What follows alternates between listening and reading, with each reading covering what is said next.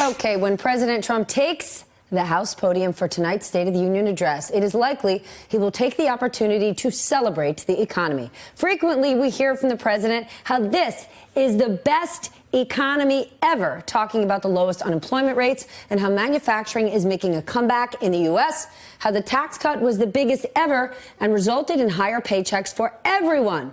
And of course, he reminds us that he is negotiating trade deals around the world to benefit the United States. Some of that is true.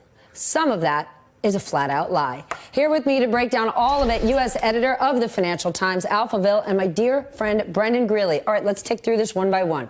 Let's start with the president calling this the best economy ever. We heard it in his pre-interview at the Super Bowl. We heard it from Sarah Sanders. I think you could make a case. The things that matter most to people are, do they have a job and are their wages growing? And by that measure, unemployment is at a 50-year low, and it's at 4% right now, and wages are growing. The problem is... But they're growing at the same pace they were before the tax cut. So they were growing when President Obama was in office. They're actually growing a little faster than they were before. You and I had this conversation every month for about 3 years. Why are wages stuck at 2.6% growth? They're now... That was a wild... It was a crazy time. So fun. Right, but they're now at 3.5%. That's great. The problem is we need to draw a distinction between cyclical and structural. Right now is cyclically a really good time for the economy. So we have wage growth, but structurally that wage growth is not where it was in the last several cycles, right? Businesses and consumers get confident together, then they lose confidence. That just happens. It comes in, it goes out. It's the tide.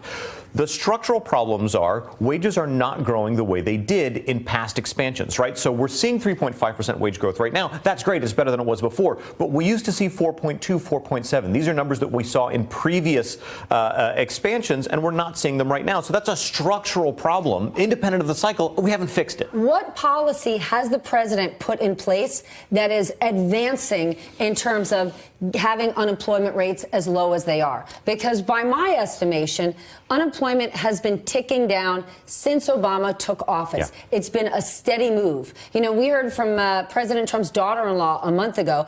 Everyone knows it's President Trump who turned the economy around. He didn't turn the economy around from anything. We're on the same trajectory. It's hard to see where the trajectory changes in any of the data. I think you're absolutely right. I think a lot of us were surprised at the extension of the expansion. We've talked a lot about the tax cut. I think it was a terribly designed stimulus. But at the same time, it was still a kind of a stimulus, right? So it's possible to say... That jacked up our deficit. Yeah, of course. How did all sorts of bad things. But it's possible to say that that might have extended this expansion. I think that's the most generous thing that you can say. But it's also important, you know, again, if we're talking about unemployment, a really good measure of employment is workforce participation. So if you take people in working ages, 16 to 54, and see whether or not they either have a job or are looking for a job, right? Again, that measure is up, but you cannot see where it changes when Trump takes office. More crucially, it's down over time. It's not nearly as high as it was in the 90s and in the 80s, and that has a lot to do with the structural problems. This is something else you and I talk about a lot, is how difficult it is to hold a full-time job and raise children at the same time. Women are not entering the workforce at the same rate that they did in the 80s and the 90s. We don't have affordable child care in the United States. We don't. We spend a much smaller percentage of our GDP on federal support for child care than almost any other developed economy. There are no jobs that that work with a school schedule. I mean, this is hey, listen, we can't even get into this. Like, I'll pick up my tambourine, like you're singing my hymn. This is like, let's do this. We can't even get into this right now.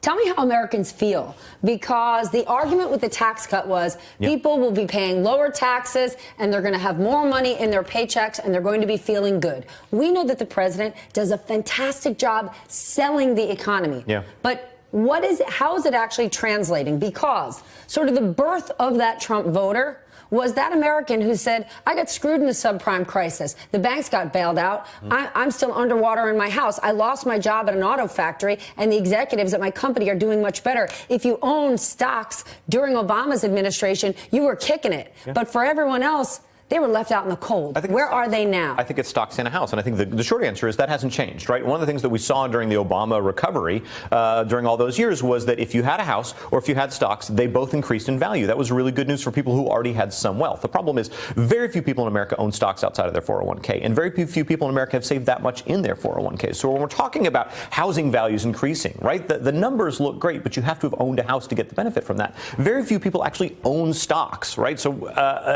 where's that Trump base in this? When he touts the economy, what is his base saying? Because it's his base that got him elected. I think we process the economy as voters on a very straightforward level. And everything that we know about how people vote about the economy says, did you get a wage increase in the 6 months before the election happened? That is all that matters. So if we're still seeing 3.5% or even, we hope, 4% wage growth a year from now, it might be a really interesting story.